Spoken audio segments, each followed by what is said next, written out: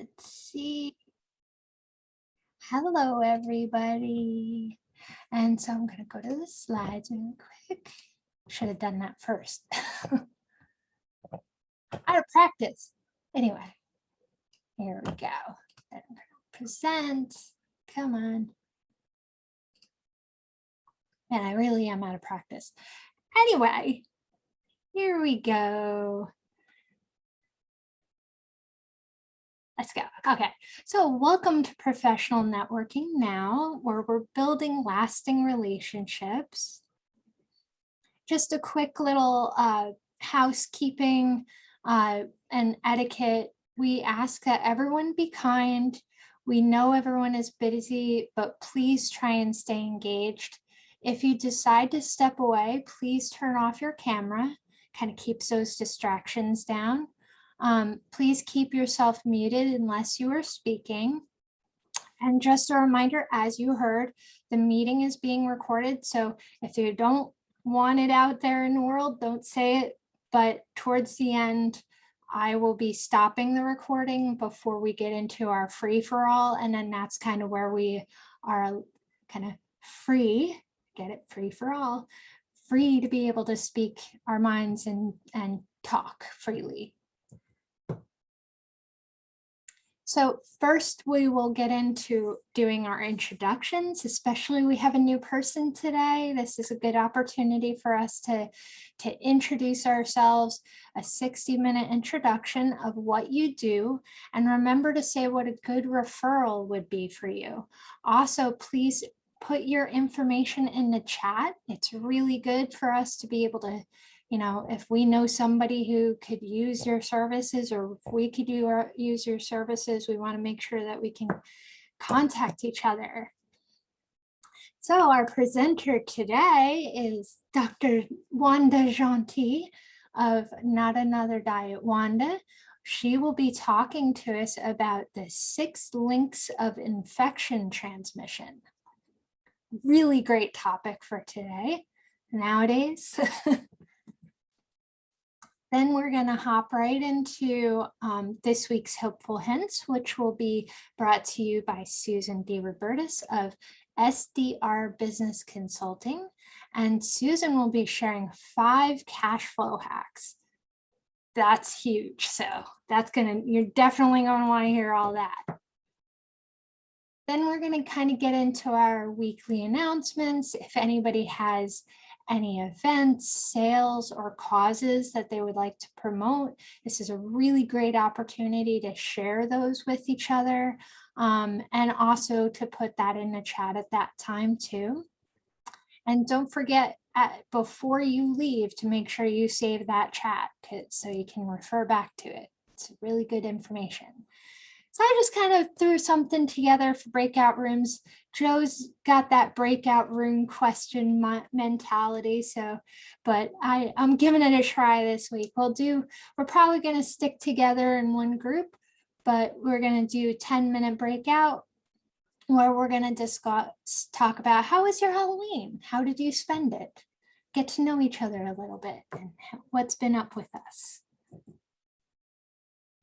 Then this is where I will end the recording and we'll have our free for all, where this is a really great opportunity to kind of chat about things that are happening with us, get some advice, get some brainstorming, creative discussion happening. It's a really great opportunity for that. So, and put our minds together on maybe something that one of us is dealing with right now. So that's that for right now. I'm going to stop sharing and I'm going to put my other little screens up. Okay, so we're going to dive right in because we do have a little bit of time crunch today, but we're going to dive right into Dr. Wanda Jeanty talking to us about our 6 infection links, the 6 links of infection transmission. So do you need screen share? Oh, you're muted. I was clicking to ask you. Sorry. That's all Okay, so take it away. right. Okay. So good morning, everyone. My name is Dr. Wanda, and oops, can you see my screen? Yes, we can. And can you hear me? Yes. Terrific. So Joanne and Megan had asked me to talk about infection, being that we are in a pandemic. And I just wanted to actually give you some basics, some facts around how infection is transmitted. That way you have a better sense of how to protect yourself from any infection. All right. So the topic today is 6 links to infection transmission. And just like you see in this picture, I am going to go through the 6 links in how an infection can be transmitted unless you break any of those links that I will go through. All right. So let me go into slideshow mode.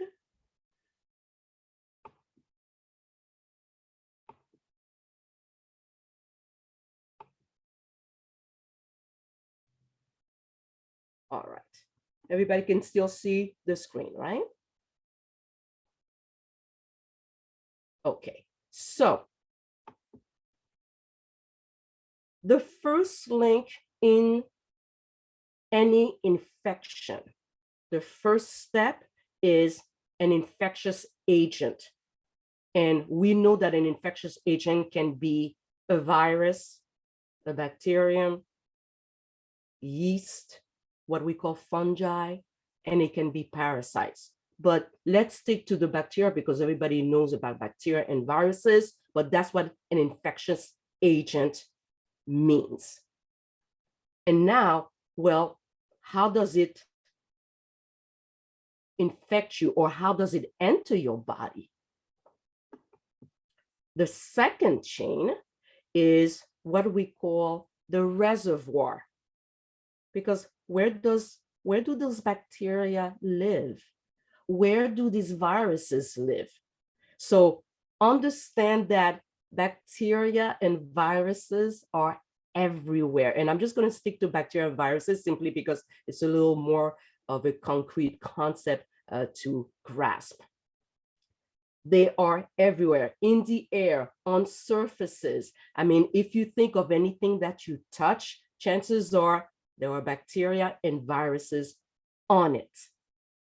Okay, but a reservoir, as I said, is where that infectious agent lives. So as I said, it can live in the air, it can live on surfaces, object, but also the reservoir is a human being or an animal. So keep that in mind. A reservoir can be a human being or an animal. So for example, when we talk about Lyme's disease ticks, well, the reservoir for the tick is the deer. So that gives you a good example of what a reservoir is.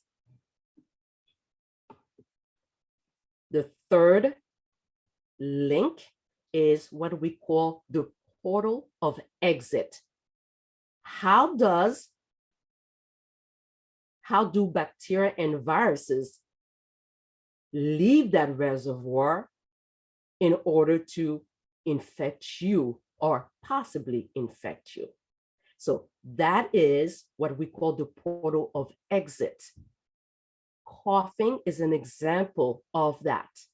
Sneezing is an example of that, meaning that, hey, once it leaves that reservoir, how does it get possibly into you? So this is now, when we look at any of those changes, you can break them at any time.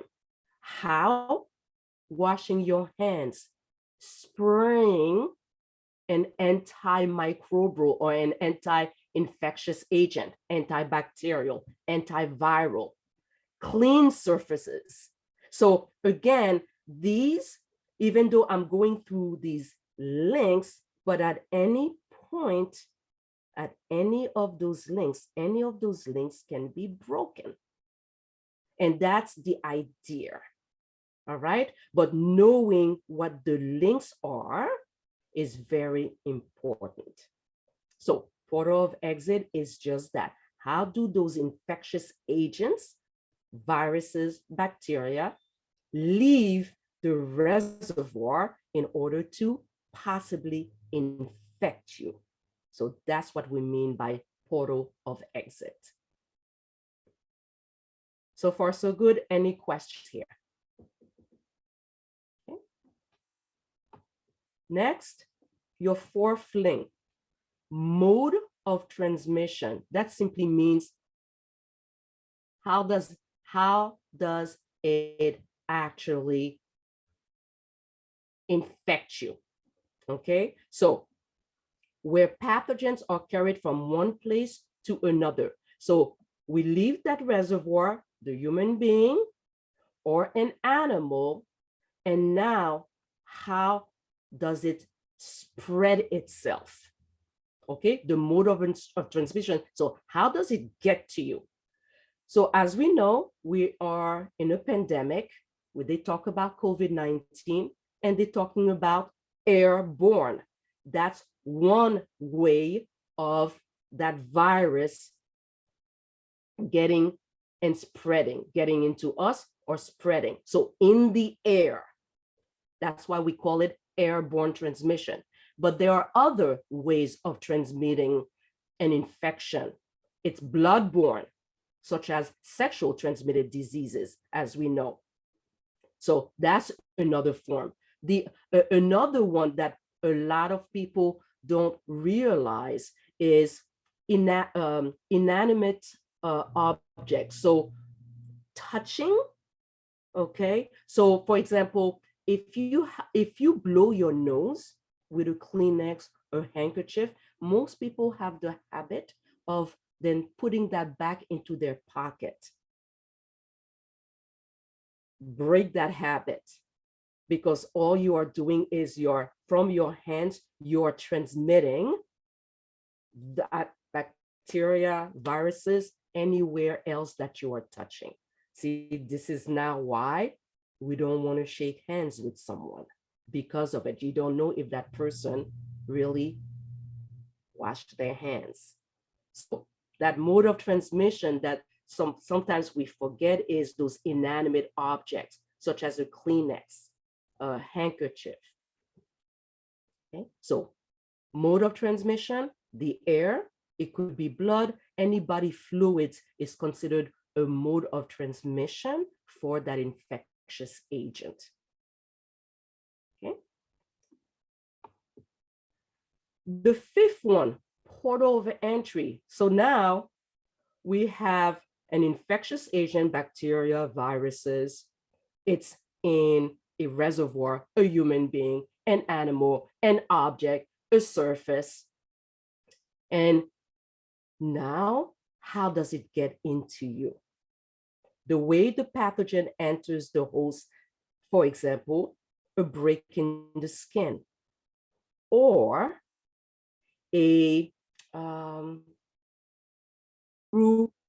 through your nose, for example. So for example, if you are swimming in some questionable body of water, lake, pond, or anything like that, you can actually breathe in an infectious agent. In this case, it could be a bacteria, but it could be, and most probably could be, a parasite.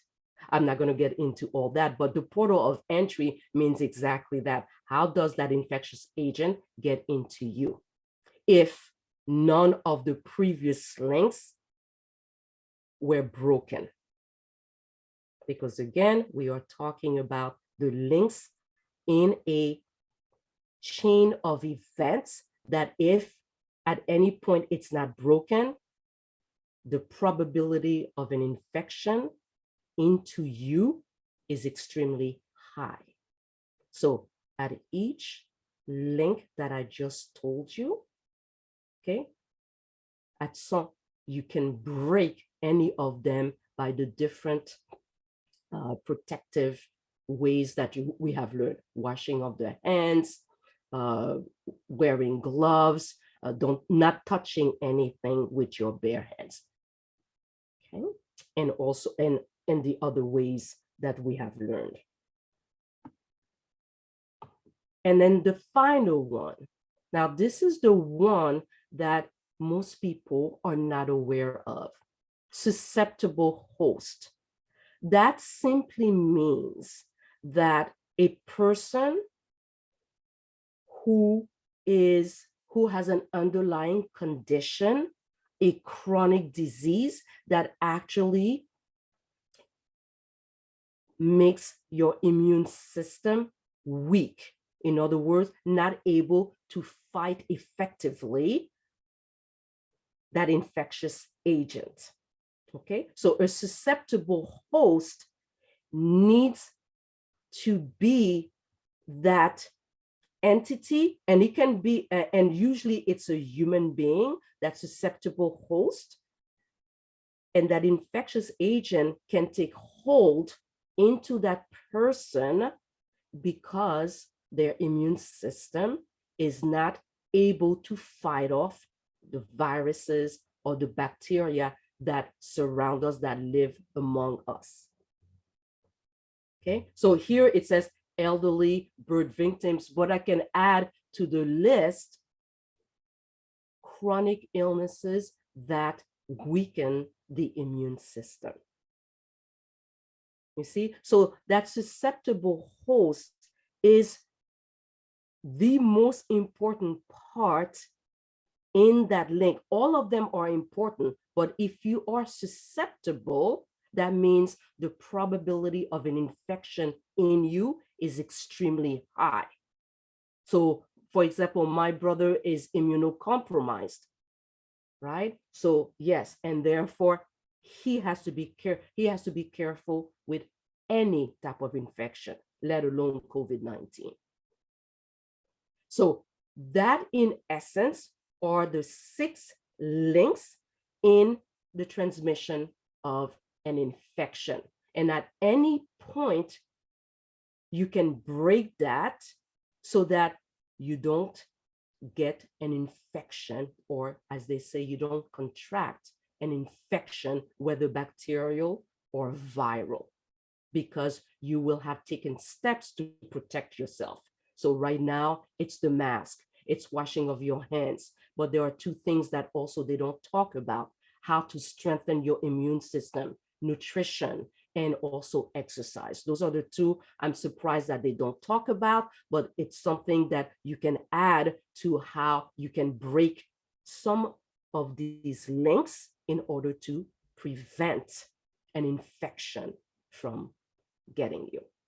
And that is my talk for today, and thank you for listening. And she has more than a minute left. Does any want to take this moment, and anybody have any questions or comments? Or I have a question. Hi, Karen. Hi, Miss Wanda. I was wondering, why is it so bad in the facilities for the rehab people and what's the word I'm looking for? The old age home. nursing homes and There you go. yeah. So why is it so, when one person gets it, it's like rampant in there? Yes, because that's it. Especially in a nursing home, and depending on how they keep the facility, you already have a older person with a weakened immune system. That's the whole idea. They become a susceptible host. So if the facility does not take precautions in cleaning surfaces, or even have those special HEPA filter in an air conditioning unit, or if the staff does not wash their hands routinely every hour on the hour. And I know sometimes women say, oh my God, that's excessive. No, it's not excessive in a nursing home. It's not excessive in a rehab place, because this is really the perfect environment for a virus. It's how they keep the facility clean. Is the staff clean, washing their hands? And again, remember, a lot of these older adults in those facilities, they have chronic diseases. So they are susceptible to any infection, let alone the COVID-19, any infection. Yeah. And again, don't forget, any of the medication that they take, side effects, and they also have what? Weakened immune system. Perfect environment. Thank you. You're welcome.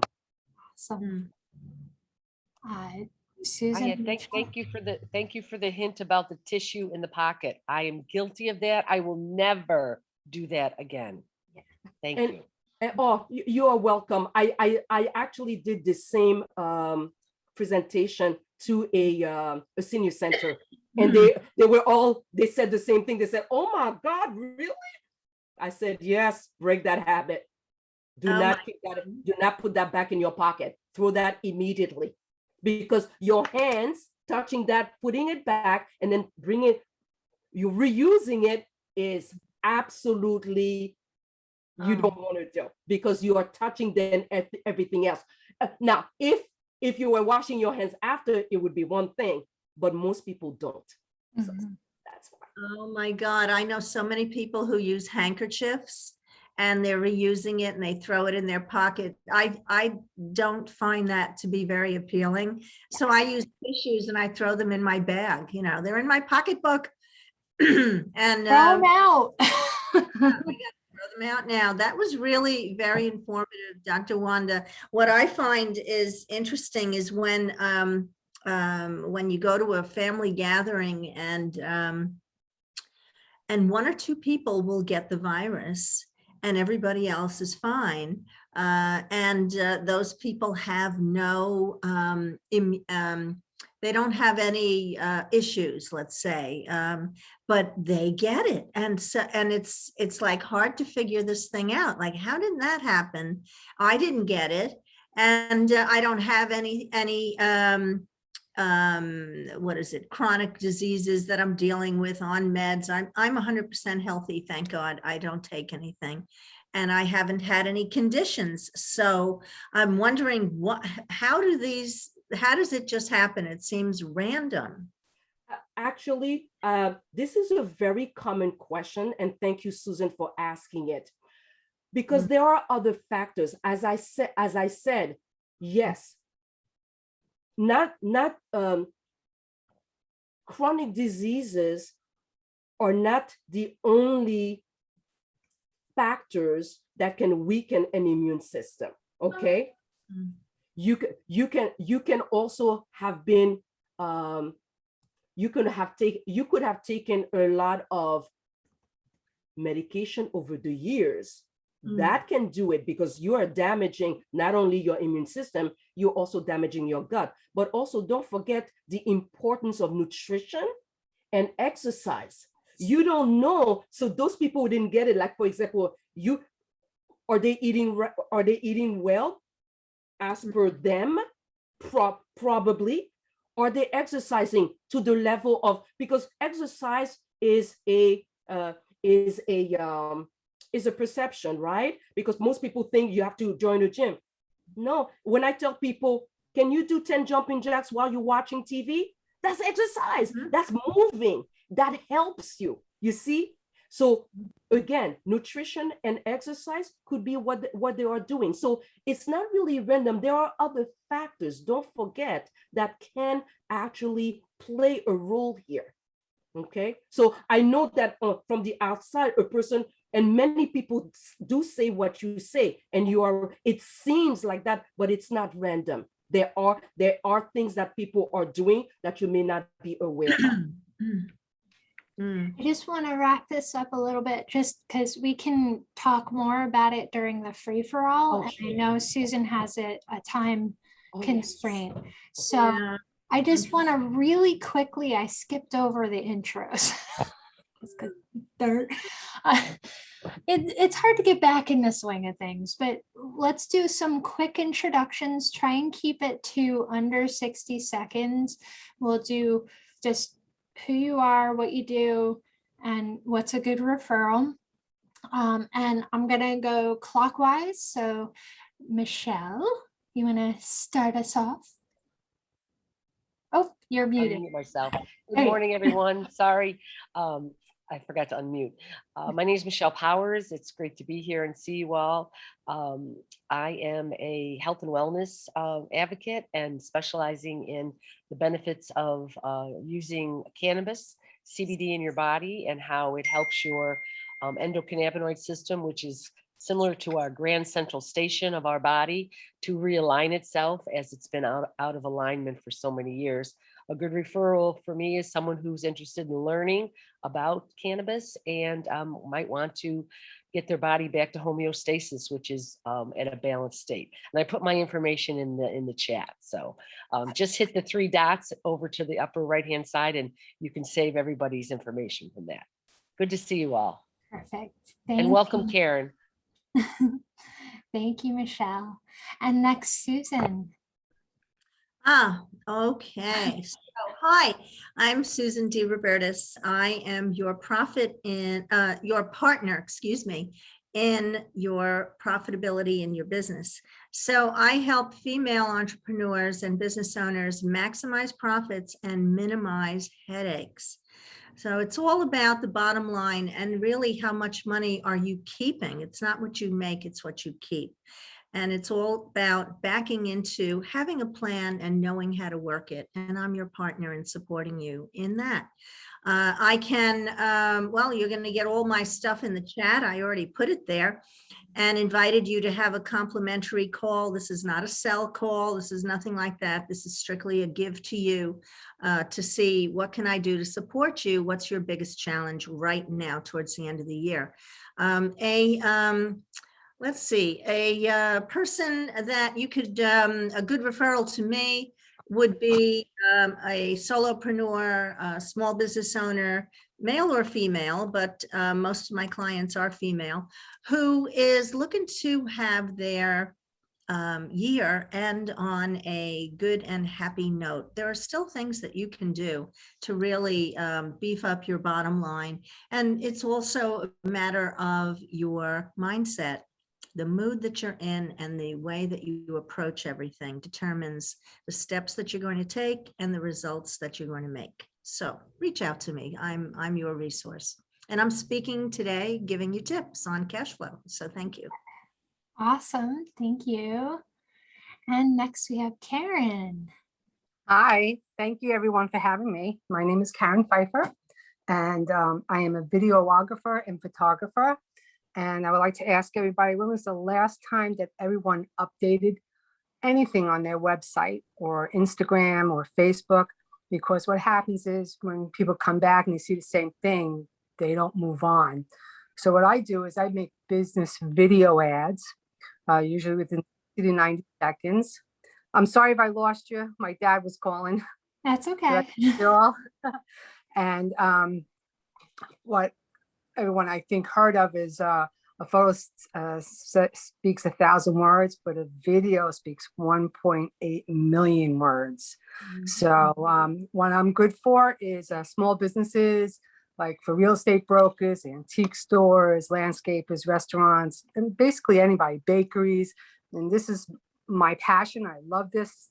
And I hope to see everybody again at the next meeting. This has been very informative, and thank you. Thank you.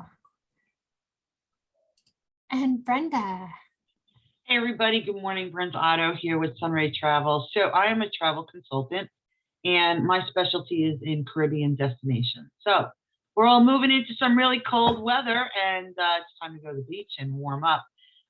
Last week I spent 8 days traveling in Mexico I toured 19 properties.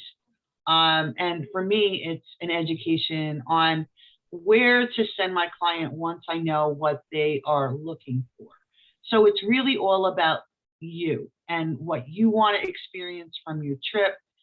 If you just want to relax and sit on the beach, or do you want to go into a hydrotherapy spa, or do you want to take some adventure, learn history, whatever it is, I take all those interests and I find the property that's going to work best for you.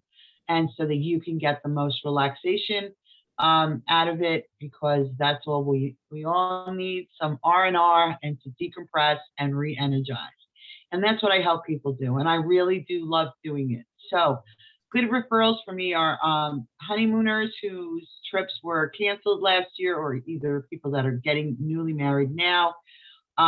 We also can do a retie the knot, all kinds of specialty trips. So those in family vacations, a lot of people have missed out on seeing their families for over a year and a half. This is a really great way to reconnect with your family and just have some fun. So Brenda Otto with Sunray Travel, your next destination starts here. Thank you. Awesome. Thank you, Brenda. Sounds really great. And Christina. Hey, good morning. I'm outside walking during this meeting, hence my garb. I am Christina Lemmy. I'm a content writer and a podcast editor. My website is multimediacontentsolutions.com, and I specialize in working with solopreneurs who have an established business, but who may not have their dream team of virtual people to help them create their content. And they also do not generally have the time or desire to create their own content. So that's where I can step in. For my writing, I can do short reports, products, email series, affiliate email swipes if you have an affiliate program. And my podcast clients, I take great pride in letting them focus on doing the recordings, and then I take over on the back end for getting them all edited and uploaded and onto all the directories. So that's what I do. I'm not quite sure how to get the chat on my phone, but I will add my information. Thank you. I think it's like you swipe, or there's something with a button. Yeah, I'll figure it out. out. Awesome. Thank you. And I definitely see maybe a good connection between Christina and Karen. Just throwing that out there. So, and then we're going to jump over to Dr. Wanda. We kind of already know a bit about what you do, but throw it out there. Oh, I did it again. I clicked the button to ask her to unmute, and then she's clicking it. Good morning, everyone. My name is Wanda Jeanty, aka Dr. Wanda. I'm a public health educator consultant, and my focus is on your gut health and brain health. And it is the missing link for a lot of your digestive issues, but I'm also concentrating on healthcare practitioners who are burnt out, financially stressed, and who would like to stay in healthcare but not deal with the paperwork or insurances. So a good referral for me, as I speak a lot, I would love to speak to anybody who does events and who are looking for speakers. I'll be the one. I'm also called the Health Without Borders speaker. Thank you. Nice. I like that new title. And then, so that leaves me. I'm Megan Romero. I'm the owner and sole operator at the moment of Phoenix Variable. I am a bookkeeper and financial consultant. I also am life insurance licensed, and I work with a company called Primerica that I'm able to provide life insurance, plans to get out of debt. And I also work very closely with my mentor on Upline to do retirement and other savings vehicles to get you in the best financial position that you can possibly be. I also am in the process of changing over, like I don't have enough to do, but I've stopped doing paparazzi, but I'm starting to work for another company called Studio 7 Fashion, where we do jewelry. This is my fun stuff, which they have some fantastic jewelry. You can find it at jewelrybymeg.com. Some really beautiful pieces, just stunning. So, and then also, like, I don't have a lot on my plate, but Joanne and I started Professional Networking Now together because we saw a need to kind of take networking to another level where we tap into, we love Dr. Wanda that she gave us the know, like, and trust. We want to be able to know, like, and trust each other enough to share business and use each other for business. So that's me. Busy bees me. So we'll quickly run in and start with Susan. She'll get us on our 5K. Yeah. So, hi, everyone. I'm giving you the tips today. So the tips today are 5 cash flow hacks to improve your cash flow. And let's see now. Do you have me on speaker, Meg? Do you have me as the speaker? Yeah, okay, cool. All right, because I'm not coming up that way. You are. All righty. So anyway, before I go on, let me get my... You're a co-host, so that should Oh, give you okay, all the same. Okay, got it. Okay, so no worries. All right. So who am I? I introduced myself before, but I am the CEO and owner of SDR Consulting, Success Driven Results. And I provide support and I bring my expertise and experience in showing you how to create a prosperous life that you're meant to live, especially female entrepreneurs and business owners, because we take care of other people first and ourselves last. And we many times settle, and we can have so much more, you know, if we're open to it. So I am an accountant by education. I worked my way up to the top, to the C-suite of CFO in a few businesses. And I worked with the company that was the largest, had 200 employees, where I instituted all the policies and procedures and double the income, because basically they were in the red and they hired me to get them out of their hole. So they did. They are an international design firm. They're located in Manhattan and projects all over the world with A-lister clients like Disney and Sony and, you know, famous restaurateurs and all that stuff. So after doing all of that, I decided I was tired and I wanted to help small business owners and entrepreneurs. I basically retired from corporate life after many mergers and acquisitions. So I started SDR Consulting in 1999. And I really bring my 28, 30 years of experience from start up to established businesses, including exit strategy if you want to leave and go on to your next thing, whatever that is. So it's all about making the money and keeping the money and saving the money. So I'm committed to your success, the success that you envision, so that you have a clear path to your financial freedom and security. So how does this all happen? So you want to make sure that you and your company have more money coming in than going out. That's the most important task of running and growing a business. And it sounds simple, but this keeps most business owners on their toes and awake at night. And it's the last thing anyone wants to do is run out of money. If you don't know how much money you have coming in projected out for not just the next month, but 12 months, you have to project out. And even if it's all zeros, so be it. You need to be aware of that because you'll forget, out of sight, out of mind. So it's whether you're running a successful business or you're just starting out, want to get ahead of the game by learning key ways to maximize your business cash flow. The strategies and tools you need to maximize the flow of money are here for you to use as a key to your ongoing success.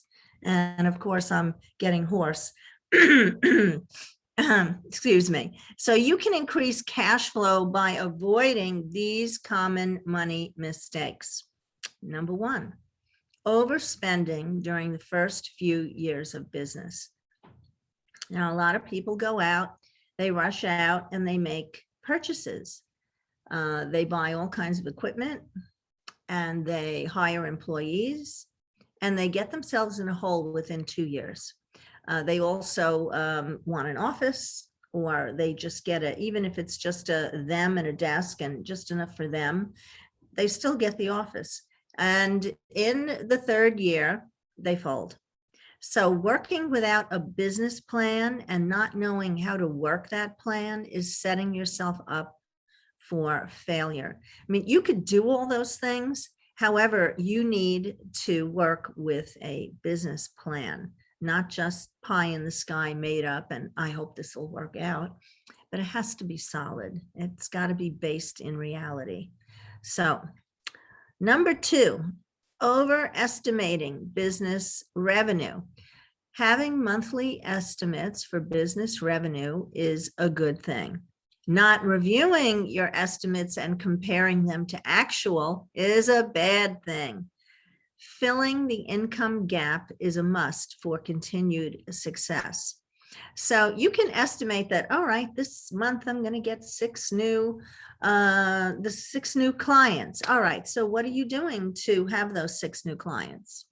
What are your action steps all throughout the month? Week by week, day by day.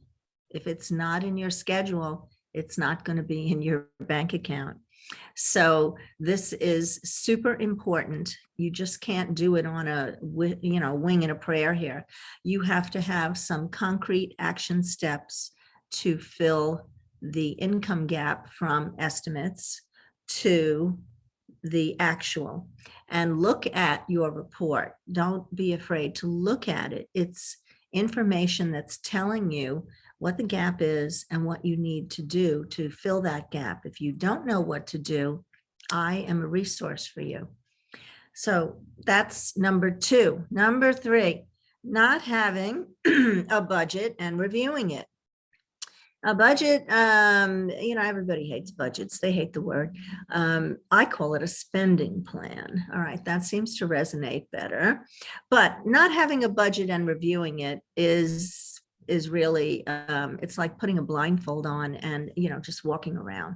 So a budget may not be a sexy thing, but businesses suffer without it because you need to have a budget and know where you are every month in order to make informed decisions and know where you're winning and where you're not. And more importantly, why? Why is this not happening?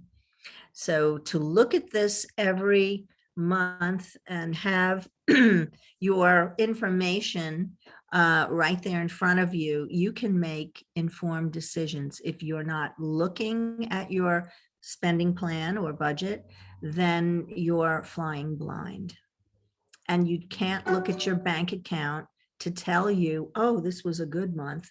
Your bank account is historical, and it is not telling you what's going to happen in the next 6 months, in the next year, and it does not reflect everything that you have in terms of marketing and all the, the visions you have for you and your business. So that's number three. Number four, not staying on top of your invoicing. So chasing customers to pay you is never fun. It's a real drag. It's a drain on your energy. It can undermine your confidence. Like, why aren't they paying me? Didn't I do for them? And we all go in our head about this. I don't care who you are, but we have that tendency to just get annoyed when we look at someone didn't pay me for 30 days. If they're supposed to pay you net 10 days and here it is 30, and then it goes to 60. Once something is over 60 days, you're going to have a really hard time getting paid. So have clear payment terms so your customers know what's expected of them. Have it in writing. And don't be afraid of making that call and asking for the check when it's late.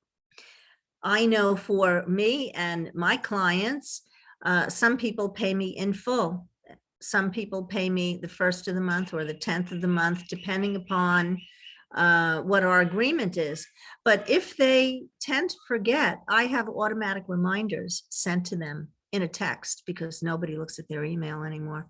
And I don't call you and leave you a voicemail. I'm not doing that. But I will set up automated texts. Hi, friendly reminder from Susan, your business coach, to support you. And this is not to be a pain in the butt. This is supporting them to be their word, to keep their commitments, because if you are leaking there, you're leaking in other areas of your life. And it is important to have things set up for you so that they go smoothly. Everything flows. It's easy. So that is number 4. Number 5, last one. So it's not having a cash cushion. So this is what I refer to as running on empty. So you have just enough in your checking or operating account and have no reserves. All right. So in business, as in life, there are challenges and there will be opportunities. So being cash poor will keep you where you are. You're not allowing for any growth. So securing a line of credit for your business will allow you to make that decision when it presents itself as an opportunity so that you could say yes instead of wondering, well, how am I going to make this happen? So when you're in business, I have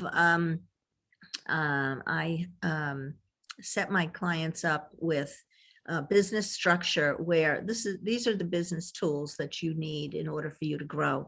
And one of them is a line of credit, and securing that is very important. It is a resource not to be used to go shoe shopping. This is something for your business. If you need to buy some piece of machinery to lease or buy it, to hire someone who is going to allow you to free up your time so that you're out there doing sales and you're marketing yourself and your business, whereas you have someone in the back doing the admin, the bookkeeping, that sort of thing. You have to be out of the back room and out there in front of your clients, your prospects.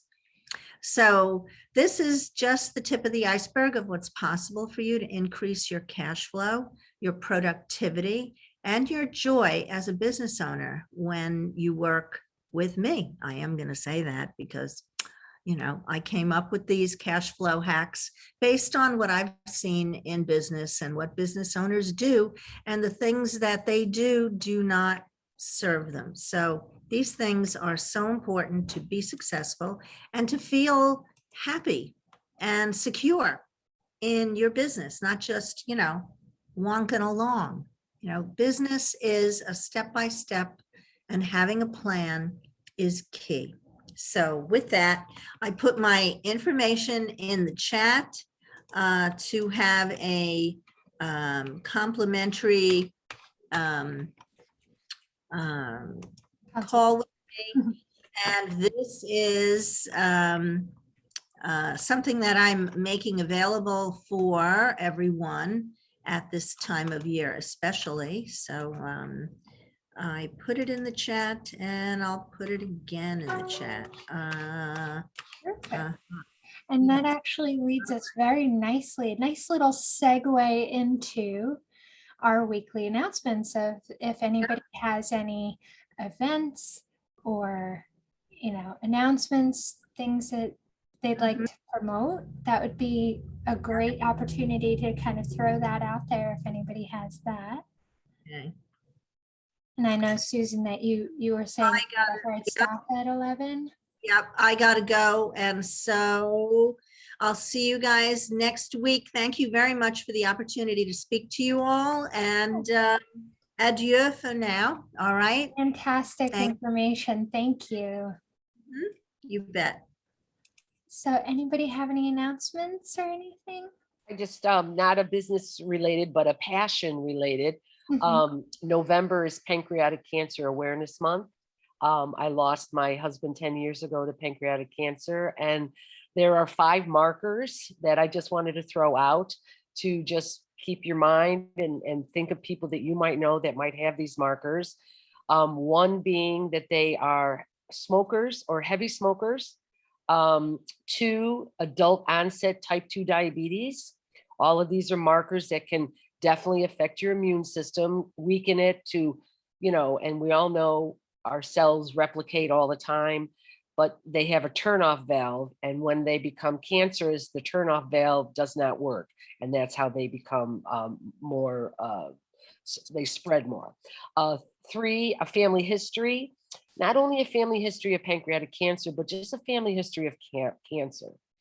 Number 4 is a BRCA gene mutation, which, when this all was starting, right after he passed, I wanted to have that test. Well, it was $5,000 10 years ago. And I'm like, oh my God. I mean, not that I would have paid anything to, find, but I kept saying to my gynecologist, just let me know when it comes down. Well, about 2 years ago, it's about $300 now. So I went and had it done. Insurance didn't pay for it. They might now. I didn't even check.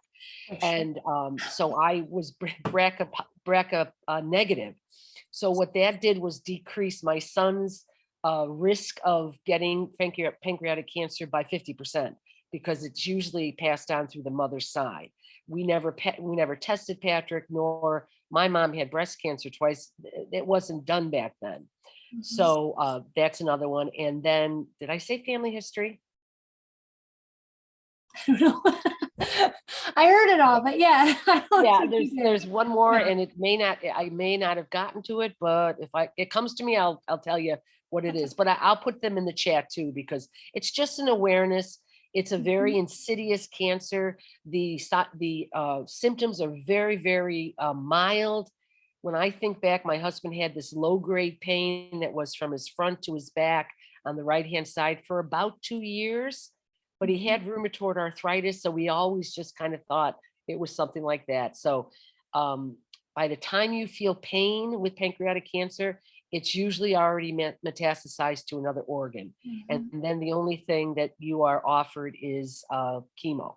If they can catch it in the pancreas, you don't need your pancreas to live. You can have a Whipple procedure, and they just kind of reroute you, and then you live with insulin. So my goal is to, early detection is key for being able to live with pancreatic cancer, as opposed to it.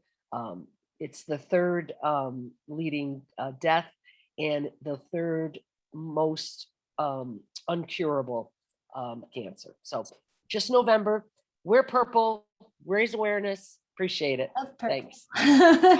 Go purple. Yeah, can I just jump in there? Thank you, Michelle. I had a very close friend. She lost her husband a few months back to pancreatic cancer, and he was only 50. And the pain thing really got to me, because he had been complaining about, like you said, a low-grade pain, thought it was a pulled muscle or something, paid no attention to it until it started getting worse. And that's when they discovered it. And he was on some pretty aggressive treatments. I mean, he battled with it for, I think probably 2 years. He was also a firefighter. And so I believe they determined that some of the chemicals that he was exposed to helped. Yeah.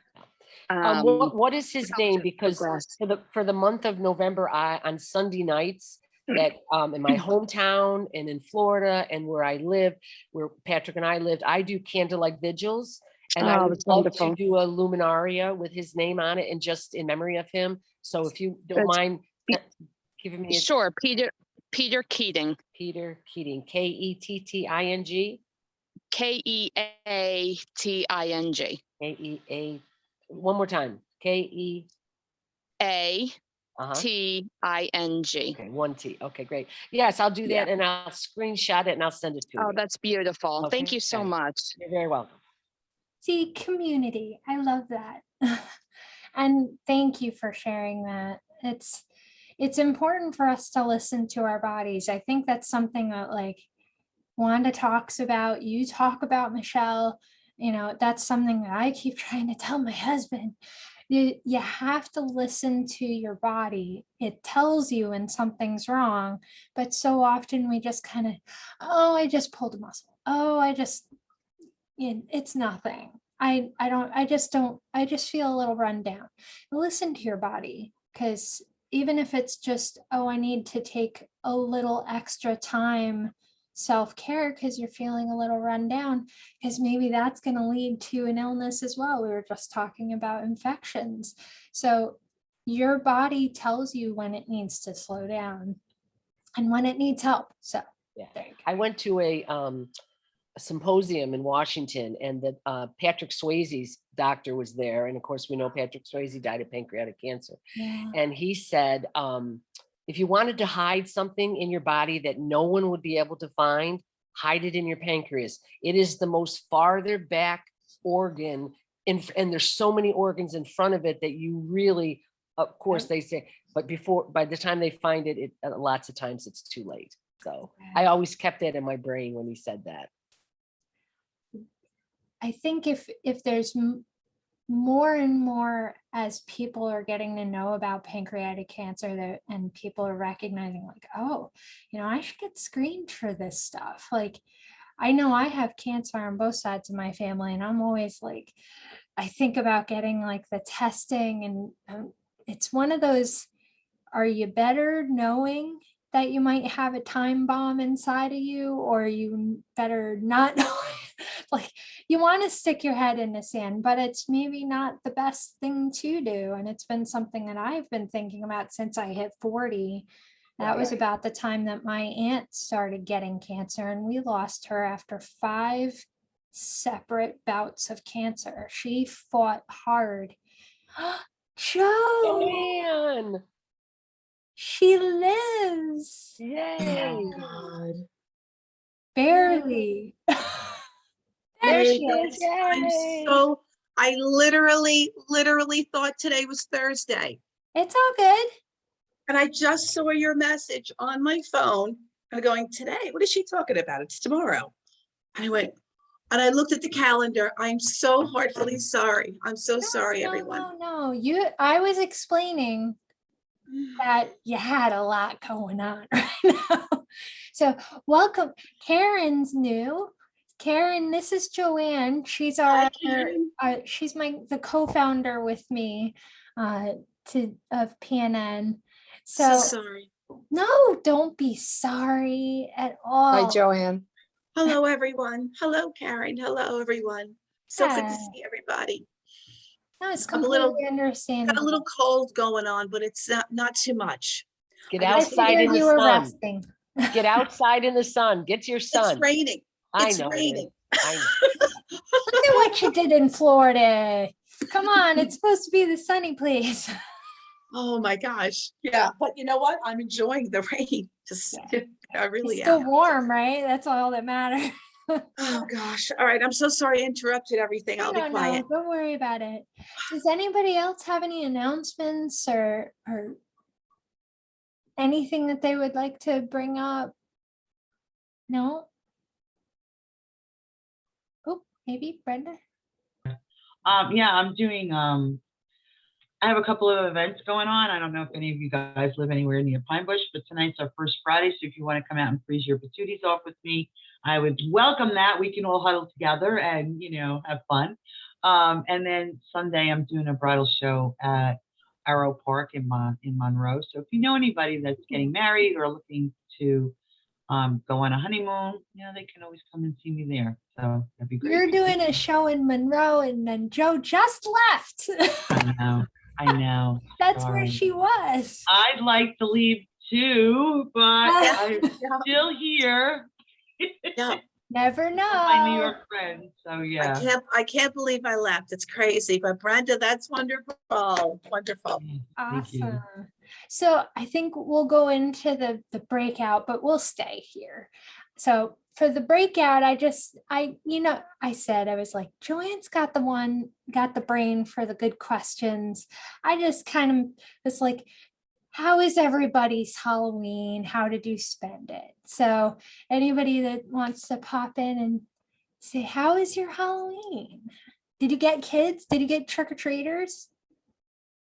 I had a great Halloween because I came in on Saturday. I got here Saturday at 6:30 in the morning after driving, I don't know, 19, 20 hours. Fell asleep while driving a couple of times. Woke up like veering off the road kind of thing. It was a little scary there. But I got to go trick-or-treating with Liam and Olivia and everything. So it was really, something I wouldn't have been able to do. So I was really, really happy about this Halloween. It was Oh, great. that's awesome. Something I'm you usually haven't the been able to do Halloween. in a while. Sorry, go ahead, Christine. No, I was going to say I'm the Halloween Grinch. I really couldn't care less about Halloween. But we have a 7-year-old, so it was actually kind of fun this year because the day before, one of her friends from preschool had a birthday party, Halloween costume party. So that was fun to go to. And then we did go out trick-or-treating with another neighbor who has a little kid. But I mean, we literally have 4 little kids in our neighborhood, plus 2 babies. So we haven't gotten trick-or-treaters in years, to the point where our neighbors are like, okay, we're getting full-size candy because, we get so few kids, but that was us. That's awesome. I envy you on that, I must say. I live so if anybody knows Poughkeepsie, I'm just inside of the south side of Poughkeepsie, like 4455 is 3 doors away from me that way. And so everybody from the north side of Poughkeepsie hops in their cars and come over here. And I kid you not, I grew up like a couple streets that way. And my father would buy like 5 or 6 paper bags full to the brim of candy when I was a kid. And we would run out and have to turn our lights out by 9. We had so many kids. We'd had thousands of kids. It's tapered down, but last year we had like barely any kids. This year, I just was like, I'm not doing it. I turned my lights out. I actually put up blackout curtains in my living room so I could hide. And I was like, don't have any lights on in front of the house. Now, Joanne, you don't understand. It gets ridiculous. I was watching from my stairway window. There was groups of 10 and 20 kids just walking down our street, just huge groups of kids. Of course, it's trick-or-treating night. I know, but I'd go broke trying to just have enough candy for all of the kids. I mean, there were little kids at 1 o'clock coming down the street. I was like, oh my God. Because it'll go 1 to 11. 10 hours straight of just constant kids coming up to my, talk about Grinch. I'm Grinch. I'm like, I don't have any kids. You are the Halloween Grinch, no doubt about it. Especially But because it was a Saturday too. Saturday you're going to get kids. Sunday. Yeah, it Or was Sunday. Sunday. It was Sunday, yeah. Especially because it was a weekend. Yeah. It was so many kids. It was ridiculous. I was just like, I just can't. Because honestly, like with the cost of food prices and then like the cost of candy went up too. For me to have enough candy, that would have been probably a grocery bill right there. So I just was like, honestly, there weren't that many lights on in our neighborhood. And my sister-in-law decided to get married on Halloween. just like, okay. This Halloween? Yeah. Oh, all It right. was a little weird. We were all like, what? Like she's devout Christian, and we're like, you're getting married on a pagan holiday? What are you doing? Or it could have just been a Sunday. Yeah, Or it but just was Sunday. she was like, everybody get dressed up, and it was a little weird. But I actually didn't go, but my husband went, and it was kind of funny because like he's like, when he came back, he's like, there was so many kids. Last year it was like crickets, nobody came around, but this year Wow. it was like all hands on deck. Every kid in the whole of Poughkeepsie were over in this direction. He's like, he came down the road, down our driveway, and then we closed the gate. So sorry. But anybody else? How was your Halloweens? No, it looks like everybody had a dead Halloween. I live in a there. I live in a 55 and above community, so there's no trick or treats unless the grandchildren are over, and that's usually, so I haven't had trick or treats in 2 years either. Oh, wow. I usually never have trick or treaters. Wherever I live, I'm always on like a main road and there's nobody there or whatever. So this will be the first Halloween coming up next Halloween where I might actually, get some trick or treaters, but I probably won't be here because I'll probably be, Veronica's with my grandchildren. Yes. So It'll either be a way, Rick thing. Rick gets to do it. But he'll probably be working at this rate. So he's always working. I saw a friend of my cousin actually posted on Facebook that there was like an older woman who she was like, I'm sorry, I don't have any candy, but I have these knit scarves. And like she gave them these little knit scarves. And she was like, that was probably like the best Halloween treat that the mom loved it. The kids were like, huh? I know they want that. But that's something that'll last forever. My cousin loved it. She was like, it was so heartfelt, like having something like that. Awesome. Yeah. So then this has been really fantastic. I'm going to actually I'm going to do the quick outro really quick, and then we can go into our free for all. What? Come on. Sorry, I missed everybody's, presentations. I'm so angry with myself. Can't believe it. I lost the day. I actually lost the day now.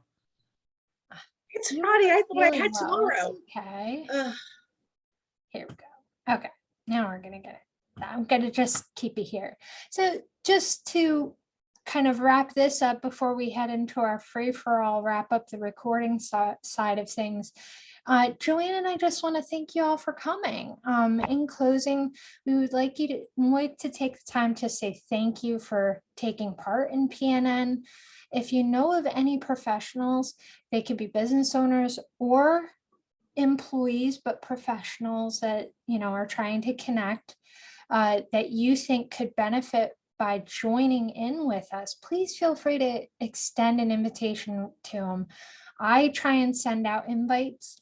Please feel free in that event. You can click that invite button yourself and invite your friends, invite people who you think would enjoy this. Everyone is welcome. We are here every Friday morning at 10 a.m. Eastern Standard Time. We are not just New York. Obviously, we have people in Florida. We've had people over in California. That's one of the reasons why we do 10, is so that it can reach as many people across as many time zones as we need to. So I want to thank everybody for coming again. And I'm going to really quickly stop the recording. So anybody who's watching the recording, please feel free to come and join us. Check us out on Facebook, facebook.com/professional networking now, and you'll find us there, and you'll find the events in the event tab. So please feel free to do that. So thank you.